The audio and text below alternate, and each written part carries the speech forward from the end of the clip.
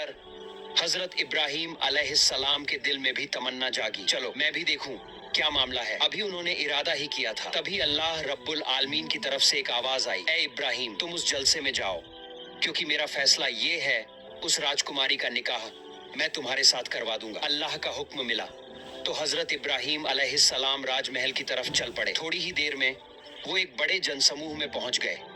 इतनी भीड़ कि आगे तो क्या, बीच में भी जगह नहीं थी। तो उन्होंने पीछे जाकर एक खजूर के पेड़ के नीचे खड़े हो गए। फिर थोड़ी ही देर में बेहद हसीन नूरानी चेहरा लिए राजकुमारी सायरा खातून अपनी सहेलियों के साथ मंच पर आई।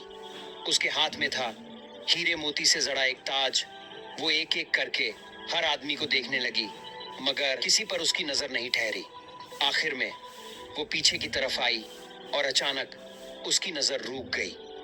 हजरत इब्राहिम अलैहिस्सलाम, क्योंकि उनके माथे पर चमक रहा था नूर मोहम्मदी सल्लल्लाहु अलैहि वसल्लम, ऐसा नूर कि पूरी महफिल रोशन हो गई। सायरा खातून की नजर बस उसी नूर पर ठहर गई। उसकी सांस थम सी गई और फिर कदम दर कदम वो हजरत इब्राहिम के सामने आकर रुक गई। यहीं से शुरू हुई एक पाक और मुकद्दस कहानी जिसे अल्लाह ताला ने खुद तय किया था। इब्राहिम अलैहिस्सलाम के माथे पर जो नूर था, उस नूर की चमक देखकर राजकुमारी सायरा जैसे मोहित सी हो गईं। उनकी नजरें बस इब्राहिम अलैहिस्सलाम पर ही टिक गईं।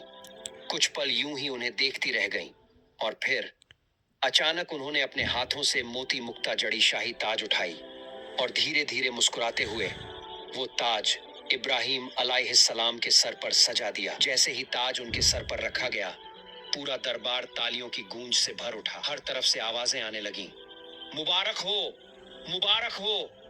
राजकुमारी की सहेली और पहरेदार दौड़ते हुए आए और राजकुमारी के हुक्म से इब्राहिम अलैहिस्सलाम को उठाकर गुस्ल खाने की तरफ ले गए ताकि उन्हें राजसी अंदाज में सजाया जा सके। कुछ ही देर में खबर राजा तक पहुंची कि उसकी इकलौती बेटी राजकुमारी सायरा ने अपना बर चुन लिया है। यह सुनते ही राजा का चेहरा खुशी से चमक उठा। उसने तुरंत ऐलान किया, जल्द से जल्द राजकुमारी सायरा का निकाह करवा दिया जाए। हुक्म मिलते ही हर तरफ दावत भेज दी गई। राजमहल लोगों से भर गया। गायक, बाजे, रसोइये सब अपने अपने काम में लग गए। राजमहल के कोने कोने में रौनक ही रौनक फैल गई। और फिर हजरत इब्राहिम अलैहिस्सलाम को शाही लिबास पहनाया गया। वो तो वैसे भी अपने जमाने के सबसे खूबसूरत इंसान थे, लेकिन जब उन्होंने वो राजसी पोशाक पहनी तो उनकी रोशन सूरत और भी नूरानी लगने लगी। लोग दंग रह गए। ऐसी सूरत तो शायद आसमान से कोई फरिश्ता ही लेकर आया हो। हर जुबान से बस एक ही बात निकली, राजकुमारी सायरा ने तो सच में अपने लिए लायक बर चुन लिया है। थोड़ी ही देर में राजा ने दोनों को एक सुनहरे सिंहासन पर बिठाया और दरबार के सब लोग झुककर सलाम करने लगे।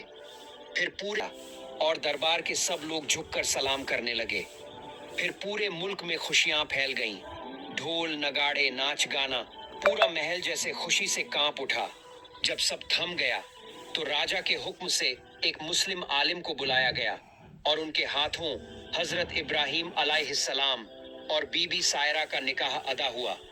क्या ही शानदार महफिल थी वो। हर तरफ खुशबू, रोशनी और दुआएं। Hello everyone. अलैहिस्सलाम राजकुमारी के शौहर बनकर उस पूरे राज्य में इज्जत और सम्मान के मालिक बन गए।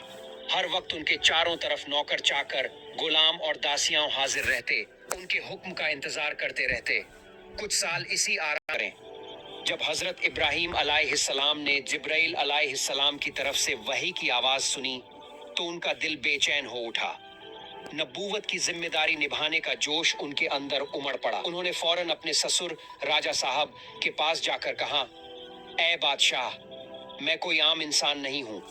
मैं अल्लाह की अलैहिस्सलाम अपनी बीवी सायरा और 2 पहरेदारों को साथ लेकर सीरिया की तरफ रवाना हुए। कस्बा दर कस्बा, बस्ती दर बस्ती, शहरों को पार करते हुए वो धीरे धीरे सीरिया की ओर बढ़ते जा रहे थे।